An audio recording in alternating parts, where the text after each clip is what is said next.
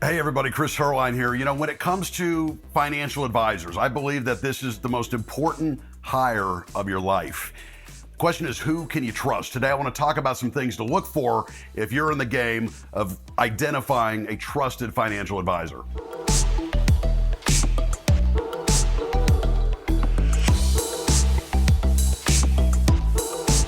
Hey everybody, Chris Heerlein here, host of Retire Ready TV and host of Wealth Radio every Saturday on News Radio KLBJ.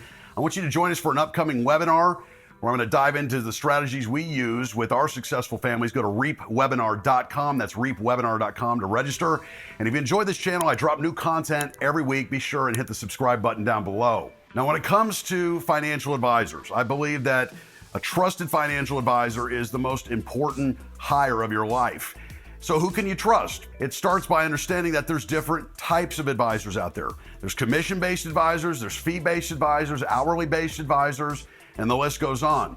There's also fiduciary advisors, and then there's also broker-dealers. And generally, those two have different standards. A fiduciary is held to a fiduciary standard, meaning they have to do legally what's in your best interest. Their counsel, their guidance needs to steer you purely towards what's in your best interest. A broker, this individual is generally held to what's called a suitability standard. So as long as it's suitable, eeny, meeny, miny, mo, they can advise it. You want somebody that's working legally in your best interest. Identify, first question to be asked, are you a fiduciary? Second thing I want you to look at is, how is the advisor paid? Are they hourly based? Are they a flat fee? Are they commission based? In many cases, you're gonna see an advisor that's held to a fiduciary standard using investments that are either low cost or no cost in your investment portfolio. Many clients, they come into Reap Financial and they're invested in mutual funds and things that generally have commissions, front or back end loads they call them, or higher expense ratios than maybe they really need to be paying. You'd really want to analyze how your advisor's paid. A red flag to look for oftentimes is how active is the trading in the account. Smart investors know to invest long term. And I'm not meaning you don't rebalance, but if you're seeing a lot of activity in your portfolio, you need to identify how it is justified, and are they making fees or commissions, transaction costs, all those type of things that can really stack up and drag down the performance of your overall portfolio.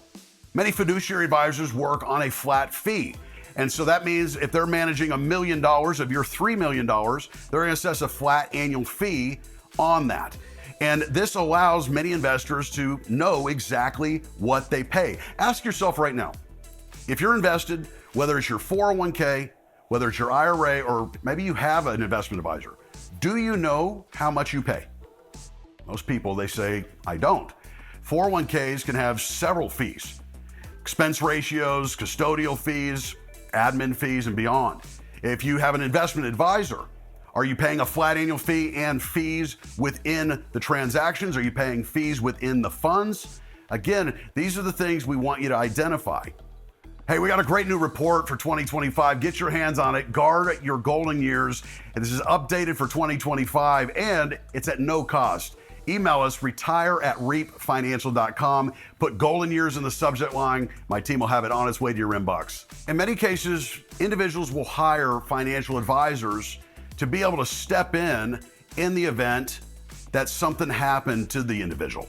Maybe you have a spouse that's not real engaged in the finances. Maybe that's how you manage. That's your forte. They handle the household, you handle the investments. It's very common that we see an individual spouse come in to hire a fiduciary advisor to step in alongside, not just when they're gone, but along the way, to ensure that you're making smart decisions about your money.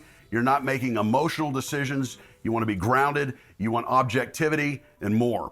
The thing that I would look for in a trusted advisor is somebody that you truly can relate with, that understands your specific needs, and as I mentioned earlier, giving you and suggesting to you what's truly and legally in your best interest.